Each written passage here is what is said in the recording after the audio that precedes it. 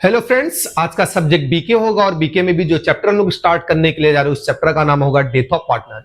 याद रखिएगा, death of partner के ऑप्शन में एनालिसिस ऑफ फाइनेंशियल स्टेटमेंट पूछेगा। एज पर माय ओपिनियन आप लोग डेथ ऑफ पार्टनर के साथ जाएंगे। जब death of partner capital account का सम हम लोग सॉल्व करेंगे तो याद रखिएगा इसके अंदर जब कंप्लीट पैकेज वाला सम पूछेगा तो as per admission of partner के जैसा सम सॉल्व होएगा। लेकिन अगर मैं प्रीवियस 2-3 साल की बात करता हूं तो एग्जामिनर सिर्फ और सिर्फ death of partner capital account पूछ रहा है। अगर death of partner capital account पूछेगा तो death of partner capital account बनाएंगे, उसी के साथ साथ वर्किंग नोट में हम लोग रिवैल्यूएशन अकाउंट बनाएंगे। रिवैल्यूएशन अकाउंट इस नाते बनाएंगे क्योंकि हम लोगों को यह पता चल पाए कि कंपनी को प्रॉफिट हुआ या लॉस हुआ, क्योंकि उस प्रॉफिट एंड लॉस में डेथ ऑफ पार्टनर का भी हिस्सा रहेगा। इसी के साथ साथ उसके कुछ वर्किंग नोट आएंगे। हम लोगों को गुडविल फाइंड आउट करना पड़ेगा, तो गुडविल फाइंड आउट करने से पहले एवरेज प्रॉफिट फाइंड आउट करना पड़ेगा। तो याद रखिएगा ये वर्किंग नोट का पार्ट है, ये फॉर्मूला है, मैंने इस नाते लिख रखा हूं क्योंकि मैं आप लोगों का टाइम सेव करना चाहता हूं। सबसे पहले मैं सम रीड आउट करता हूं। याद रखिएगा ये मार्च 2025 मतलब लास्ट ईयर का बोर्ड का प्रॉब्लम है। सम रीड आउट कर रहा हूं।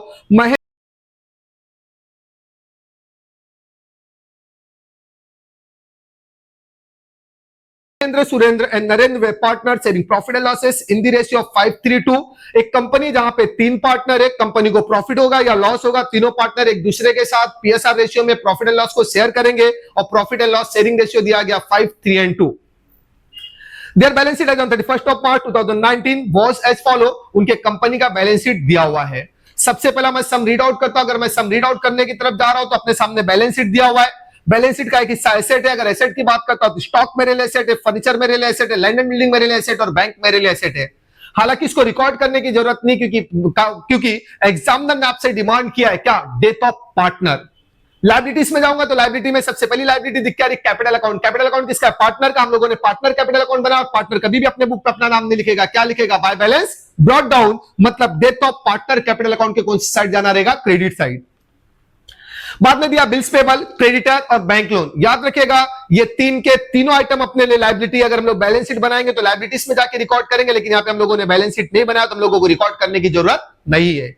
बाद में दिया गया जनरल रिजर्व। याद रखिएगा जनरल रिजर्व हो, रिजर्व फंड हो या प्रॉफिट एंड लॉस, ये कंपनी पार्टनर्स को देती है।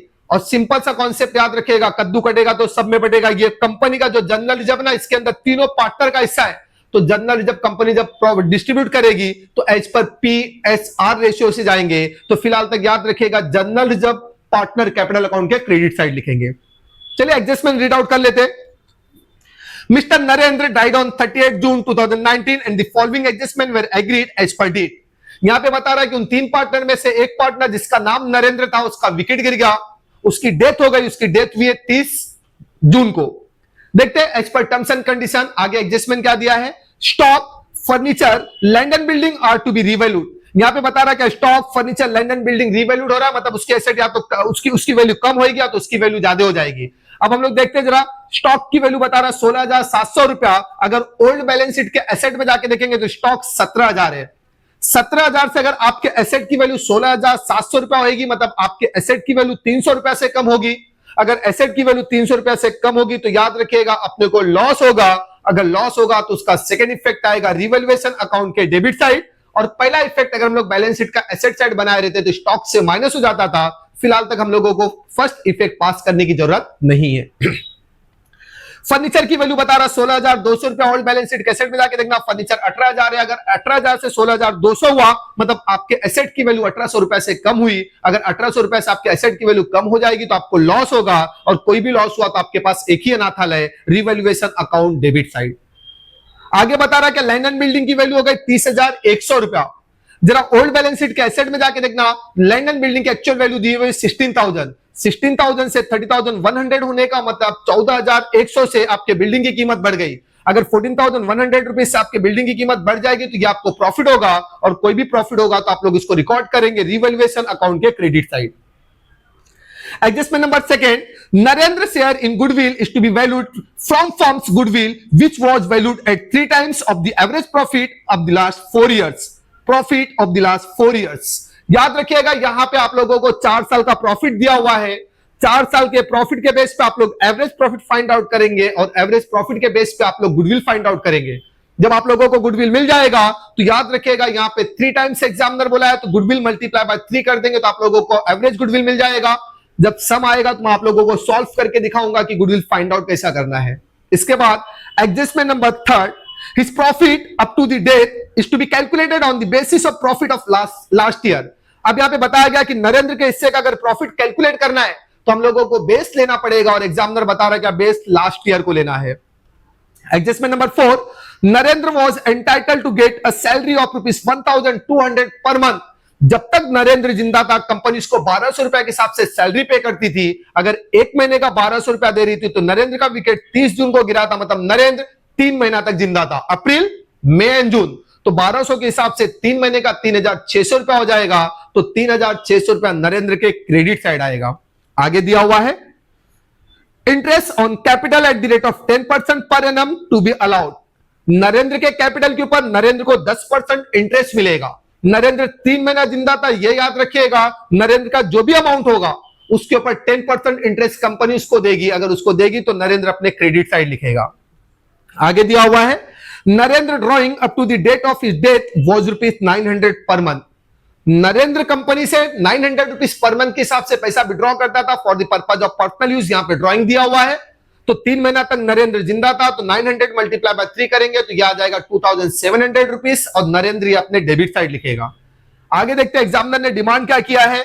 Prepare Narendra capital account showing amount payable to his executor. हम लोगों को नरेंद्र कैपिटल अकाउंट बनाना, जिससे हम लोगों को यह पता चलेगा कि उसके नॉमिनी, उसके वारिसदार को कितना पैसा ट्रांसफर करना है, क्योंकि डेथ हो चुकी नरेंद्र की। नरेंद्र ऊपर से पैसा लेने नीचे नहीं आएगा, तो उसने जिसको भी नॉमिनी अपॉइंट करेगा हम लोगों को उसको क्या करना पड़ेगा, उसका प्रॉफिट ट्रांसफर करना पड़ेगा। इसी के साथ साथ give working note for share of goodwill due to Narendra और share of profit due to Narendra. हम लोगों को वर्किंग नोट फाइंड आउट करना है, हम लोगों को यह बताना है कि उसको गुडविल एंड प्रॉफिट कितना जाएगा। चलिए मैं सम स्टार्ट करता हूं। सम स्टार्ट करने के लिए जाएंगे तो हम लोगों को देखना यह पड़ेगा कि सबसे पहले हम लोगों को क्या रिकॉर्ड करना और क्या रिकॉर्ड नहीं करना है। तो मैंने यहाँ पे नरेंद्र कैपिटल अकाउंट बना दिया। नरेंद्र कभी भी अपने बुक पे अपना नाम नहीं लिखेगा, नरेंद्र अपने बुक के क्रेडिट पे जाके क्या लिखेगा, बाय बैलेंस ब्रॉट डाउन। अगर मैं सम स्टार्ट करता हूं तो सबसे पहला मैं जाता हूं एसेट में। एसेट रिकॉर्ड करने की जरूरत नहीं क्योंकि मैंने एसेट बनाया नहीं हूं। इसके साथ साथ अगर मैं लायबिलिटीज में जाता हूं तो लायबिलिटी में जो सबसे पहला आइटम दिया हुआ है कैपिटल अकाउंट। और याद रखिएगा पार्टनर कैपिटल अकाउंट तो नहीं, लेकिन हाँ death of partner capital account बनाया हो, और पार्टनर कभी भी अपने बुक पे अपना नाम नहीं लिखेगा और लिखेगा बाय बैलेंस ब्रॉट डाउन। तो जाके देखिएगा नरेंद्र का अमाउंट कितना है। नरेंद्र का अमाउंट दिया गया है 12,000 रुपीज। इसी के साथ साथ अगर मैं लायबिलिटी साइड जाता हूं सब में, तो देखो वहां पे दिया गया बिल्स पेबल, क्रेडिटर्स और बैंक लोन। ये तीनों अपने लिए लायबिलिटी, तो इसको रिकॉर्ड करने की जरूरत नहीं। लेकिन हाँ उसके बाद दिया गया जर्नल रिजर्व, और कोई भी रिजर्व रहेगा हम लोग किसको देंगे, पार्टनर को। तो पार्टनर के क्रेडिट साइड आके लिखेंगे बाय जर्नल रिजर्व। अब याद रखिएगा मैंने आप लोगों को एक कॉन्सेप्ट बताया, कद्दू कटेगा तो सब में बटेगा। जर्नल रिजर्व का अमाउंट दिया गया 16,000। हम लोगों को रेशियो देखना पड़ेगा। रेशियो दिया 5, 3 and 2, 5 + 3 + 2 = 10। 16,000 डिवाइडेड बाय 10 करेंगे तो इस हिस्सा कितना आएगा, 1,600 रुपया। नरेंद्र का कितना हिस्सा था, 2 हिस्सा था, तो 1,600 मल्टीप्लाई बाय 2 करेंगे तो ये अमाउंट कितना आ जाएगा, 3,200 रुपीज। अब याद रखिएगा सम से सिर्फ आप लोगों को इतना ही ट्रांसफर करना है, इसके आगे आपको ट्रांसफर करने की जरूरत नहीं है। इसके आगे आपको कहां से ट्रांसफर करना है, तो एडजस्टमेंट से ट्रांसफर करना है। चलिए हम लोग एडजस्टमेंट पे आते हैं। यहां बता रहा है स्टॉक, फर्नीचर और लैंड एंड बिल्डिंग रीवैल्यूड हो रहा है। स्टॉक की कीमत बता रहा है 16,700 रुपया। जरा आप लोग गोल्ड बैलेंस शीट के सेट में जाके देखना, स्टॉक की वैल्यू दी हुई है 17,000 रुपया। 17,000 से 16,700 होने का मतलब अपने एसेट की वैल्यू 300 रुपीज से कम हो रही है। अगर 300 रुपीज से कम होगी तो अपने को लॉस होगा, और कोई भी लॉस हुआ तो हम लोग रिवैल्यूएशन अकाउंट के क्रेडिट पे लिखेंगे। तो लाके लिखेंगे टू स्टॉक 300 रुपीज। आगे बता रहा है फर्नीचर की वैल्यू हो गई 16,200 रुपया। एक्चुअल में फर्नीचर की वैल्यू है 18,000 रुपया। 18,000 से 16,200 होने का मतलब 1,800 रुपया से अपने फर्नीचर की कीमत कम होगी। अगर 1,800 रुपया से फर्नीचर की कीमत कम हो जाएगी तो अपने को लॉस होएगा, और कोई भी लॉस होगा तो हम लोग लिखेंगे रिवैल्यूएशन अकाउंट के डेबिट साइड। इसके बाद बता रहा है कि लैंड एंड बिल्डिंग की कीमत हो गई है 30,100 रुपया। एक्चुअल में लैंड एंड बिल्डिंग की कीमत दी हुई है 16,000 रुपया, मतलब 14,100 से 14,100 से अपने एसेट की वैल्यू बढ़ गई, तो 14,100 रुपीज अपने को प्रॉफिट हो जाएगा। अगर प्रॉफिट होगा तो हम लोग रिवैल्यूएशन अकाउंट के क्रेडिट साइड लिखेंगे। तो लाके लिखेंगे बाय लैंड एंड बिल्डिंग। ठीक है। Adjustment number second regarding goodwill है, उसको स्किप करेंगे, एक साथ में उसको कैलकुलेट कर लेंगे। एडजस्टमेंट नंबर थर्ड, थर्ड भी स्किप कर रहे हैं। एडजस्टमेंट नंबर 4 ये बता रहा है कि नरेंद्र को कंपनी 1200 रुपया पर मंथ के हिसाब से क्या प्रोवाइड कर रही है, सैलरी। तो नरेंद्र के पास सैलरी अगर कंपनी देगी तो नरेंद्र अपने क्रेडिट साइड में आके लिखेगा बाय सैलरी 1200 रुपया पर मंथ। नरेंद्र का विकेट 30 जून को गया है, मतलब 3 महीना तक तो जिंदा था भाई, 3 महीने तक भाई ने सैलरी लिया रहेगा। तो 1200 मल्टीप्लाई बाय 3 करेंगे तो ये अमाउंट आ जाएगा 3600 रुपीज। इसके बाद adjustment number 4, adjustment number 5, interest on capital at the rate of 10% per annum to be allowed. Partner के कैपिटल पे कंपनी पार्टनर को क्या दे रही है, इंटरेस्ट दे रही है। तो हम लोग वापिस से नरेंद्र कैपिटल के क्रेडिट में आके लिखेंगे बाय इंटरेस्ट ऑन कैपिटल।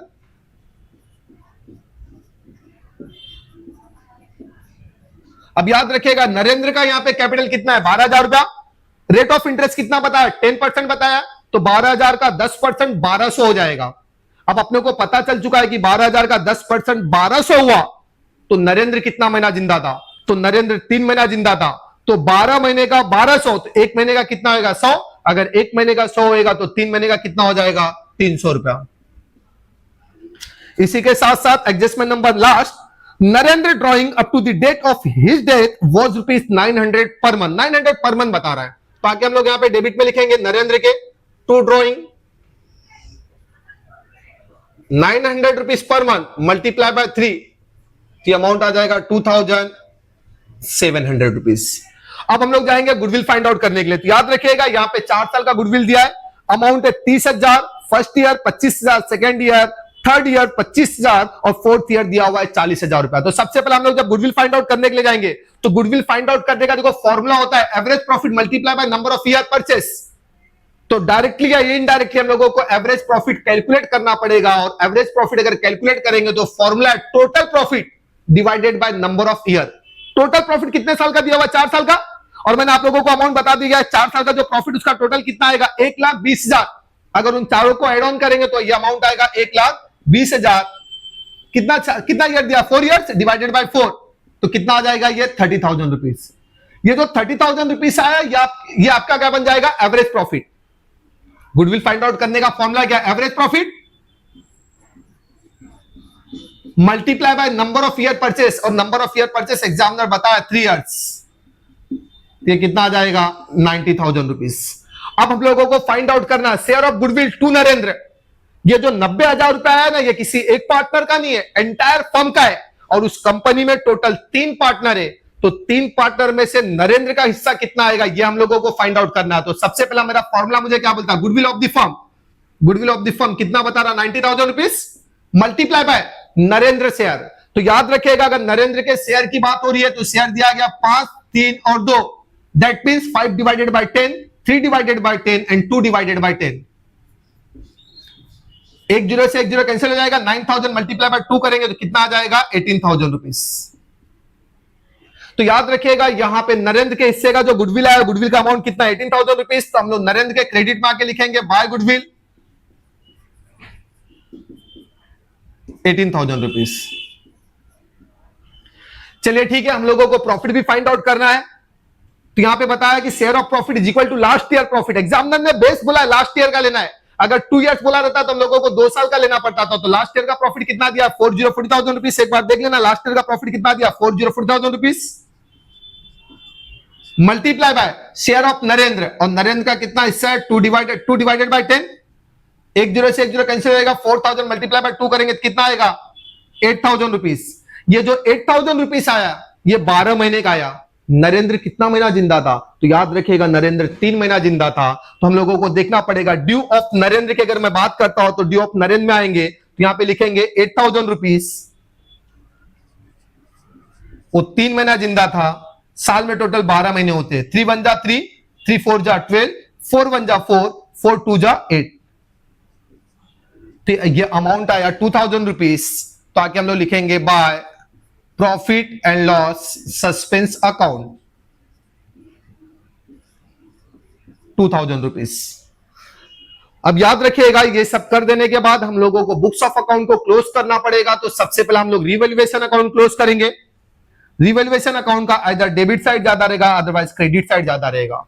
तो तो देखिए अगर हम लोग देख पाते रहेंगे तो रिवैल्यूएशन अकाउंट का क्रेडिट बैलेंस ज्यादा है। अगर मैं क्रेडिट बैलेंस की बात करता हूं तो अमाउंट आता है 14,100 रुपीज।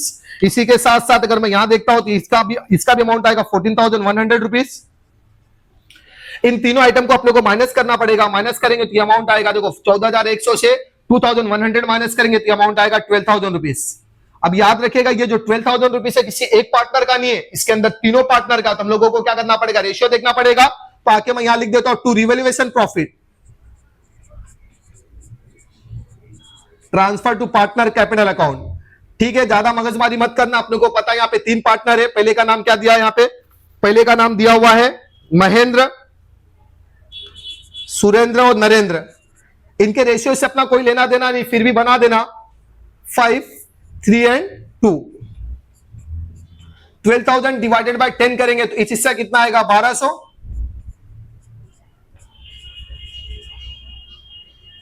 1200 मल्टीप्लाई बाय 5 करेंगे तो अमाउंट आएगा 6,000 रुपीज।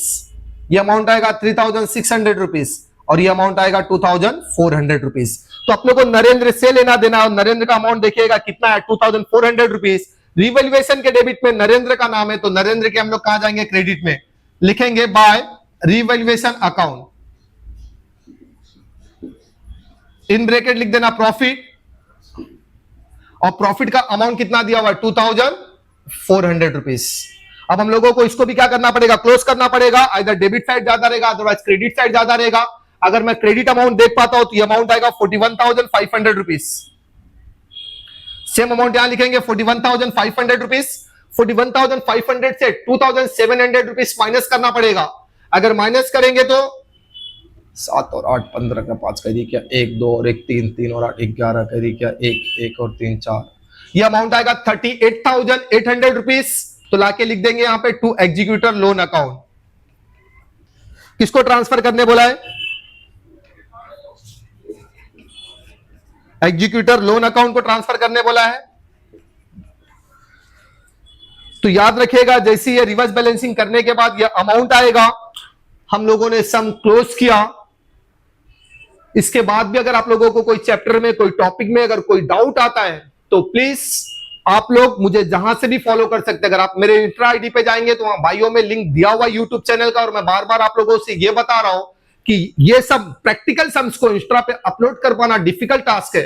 तो आप लोग जब यूट्यूब पे फॉलो करेंगे तो वहां कमेंट बॉक्स में जाके अपने चैप्टर का नाम, अगर आपके पास कुछ सम्स होगा तो सम्स का ईयर बता देना। 110% मैं उसको सॉल्व करने की कोशिश करूंगा। और इसी के साथ साथ याद रखिएगा अकॉर्डिंग टू सिलेबस के हिसाब से अपने आप को क्या करना, प्रिपेयर करना कि मुझे क्या अटेम्प्ट करना और क्या अटेम्प्ट नहीं करना है। जब तक के लिए थैंक यू, बाय बाय।